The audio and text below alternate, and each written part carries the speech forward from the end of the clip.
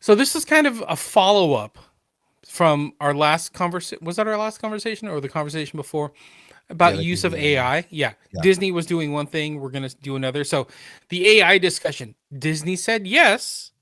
YouTube is saying no. YouTube has officially shut down two of the biggest channels responsible for the flood of AI generated fake movie trailers that have racked up millions upon millions of views after months of scrutiny and mounting backlash. Screen Culture and KH Studio are gone, Wow. marking a major shift in how the platform is handling misleading AI content tied to major films and franchises, because it's not just about these two channels and what they do. It's about the clickbait and the misconceptions that they're doing by putting this content out there. Right. So even so, the studios are getting upset too. So both channels were massive. Combined, Screen Culture and KH Studio pulled over 2 million subscribers and more than a billion views. And on top of that, they were monetized, of course. Yeah. As of now, anyone trying to visit either page is met with a blunt message from YouTube saying, "This page isn't available. Sorry about that. Try searching for something else." That's hurt. Just cold like that, YouTube. Yeah. Deadline reports that YouTube terminated the channels for violating its spam and misleading metadata policies. The move comes after a long-running investigation into the rise of fake movie trailers that blend official footage with AI-generated images, often presented in a way that made them look legit. So, even Disney sent a cease and desist letter to Google claiming that its AI training models and services infringe on Disney's copyrighted materials on a massive scale, right? And then it kept going. It was revealed how the studio responded. Instead of aggressively protecting their copyrighted materials, for some major players, including Warner Brothers, Disney, or Warner Brothers, Discovery, and Sony, allegedly asked YouTube to redirect ad revenue from these AI heavy fake trailers back to the studios themselves. So it's not just take down your content like, all right, YouTube, you're going to leave it. We want the money. So That's huge. yeah. So on a level, that seems the second part of that seems a bit greedy Mm-hmm. because the thing is I'm not pro AI at all, and I'm actually happy that YouTube took this stuff down. But for the other companies to say, you know what, we want the money from that was monetized on that too.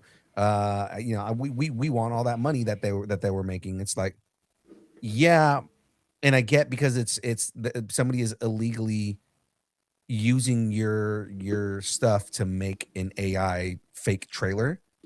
But the thing is that for a lot of that stuff, they do say that it's a fake trailer. Mm-hmm.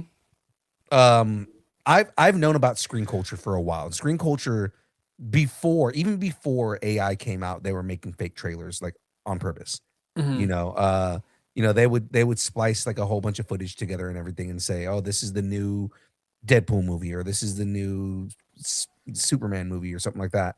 And it would be like, different things from different movies spliced together.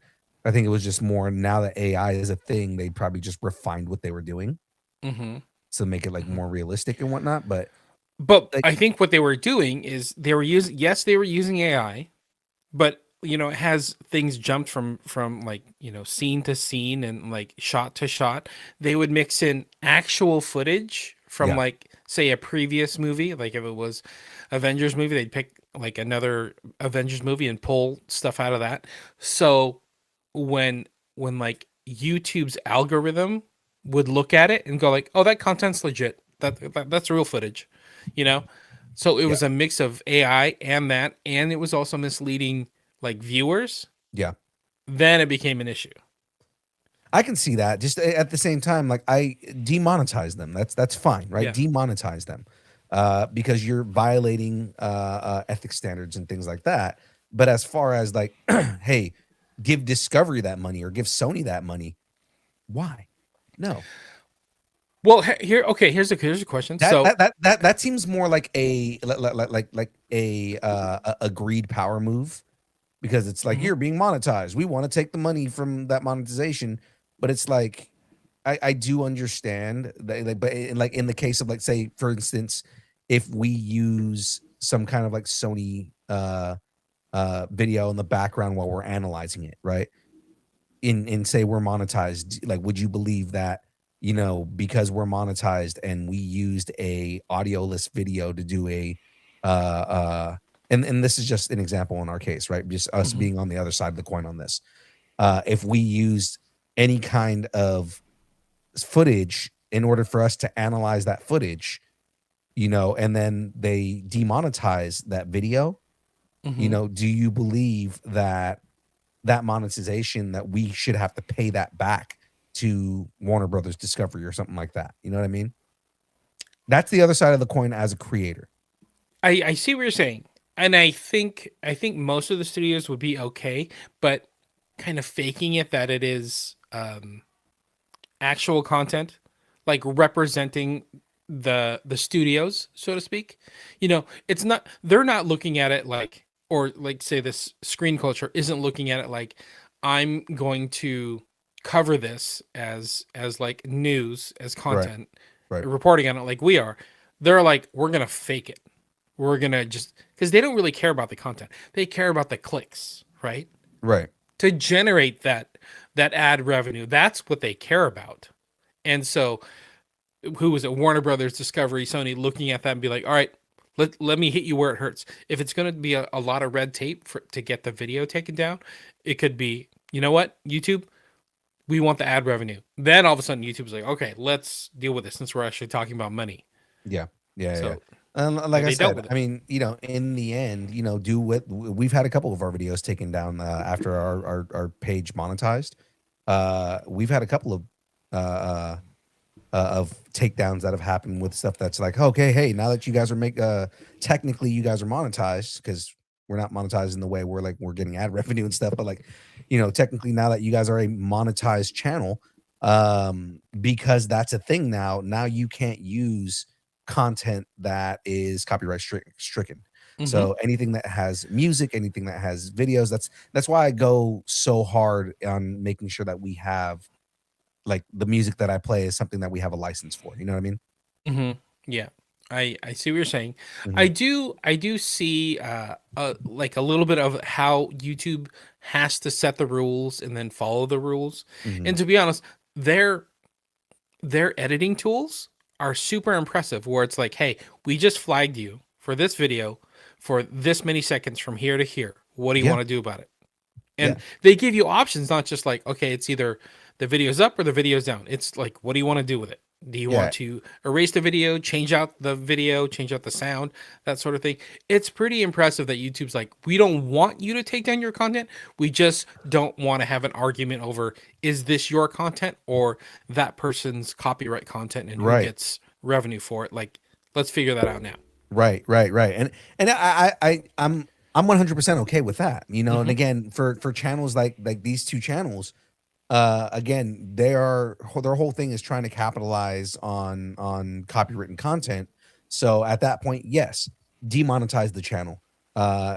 Take that. At this point, they've been taken down, right? Like they've been not shadow banned, they've been banned. And in that case, that monetization is gone. Like, even if you make a new channel, it's gone. You have to rebuild everything from scratch.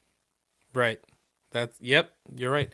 And they would do things like, we're gonna make a trailer, a fake trailer, but we're gonna make like 27 versions of this trailer Yeah. and put it up in different places and try to kind of twist the algorithm. Like once they figured out how the algorithm works on YouTube, like how do we twist it? How do we twist the metadata to get what we want versus just organically being like, okay, here's the content that's supposed to be presented. Here's the content that the viewer wants to watch. They were able to trick YouTube's algorithm to like, hey, we're gonna feed you this, even though it's not the real trailer. It's Right. not the real content that you're looking for. And that's been Google's mark all along. Like it's not about the algorithm, it's not about the analytics. It's always about what the user wants. And Google always strives to be like, what are we going to give the user? What does the user want? How do we get them that content? That's what it is. Even when it comes to like web traffic, like, you know, building websites back in the day, that's what it was about. It's all about the content for the user, not about what you can keyword stuff. Right. So No, makes sense. good on YouTube. Yeah. No, again, and I'm 100% behind this move to take content like that down, because Hmm. we talked about it a lot last week, where again, AI is nice when you use it as a tool, but not when you are using it as something that is replacing creative content completely. You know, and this is an example of something trying to replace creative content completely.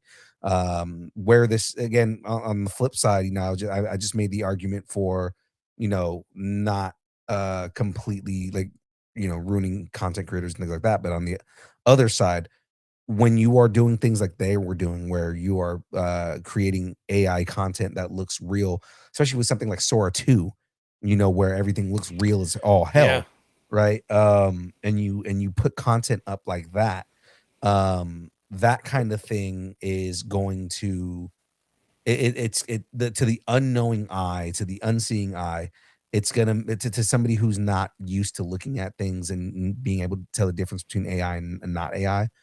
Those Hmm. people are gonna believe, like, well, I saw this scene on YouTube, and how come it's not in the movie? You know, put that scene in the movie. It's like, that was never filmed. That was a computer generating something that didn't exist. So Exactly. Exactly. And I mean, that's comparing it like AI to say real life film, that sort of thing. But like what you were kind of getting to, what if it was like a gaming trailer or like yeah, an animated film trailer? All of a sudden, all bets are off. You right, know, like we don't know what's real, what's fake. You know, what's Frozen 3? Is this the real Frozen 3 trailer? Yes, no. I'm going to right, click it to find out. And that's what, you know, Screen Culture and KH Studios wanted. We just want that click to get paid and go from there. right, So right. I'm all for this. And you know, honestly, I think you hit it on the head where you said a tool. Like AI is a tool. Like we Yeah, shouldn't be afraid of it and, you know, burn it to, you know, burn it to the stakes, burn it down because we're afraid of it. It should just be like, okay, how do we use this? right, It is here, it's coming, whatever you want to say, but it's part of culture now. So how do we use this? We need to set some standards. Let's set some guidelines with like it's a tool. And that's all it is. right.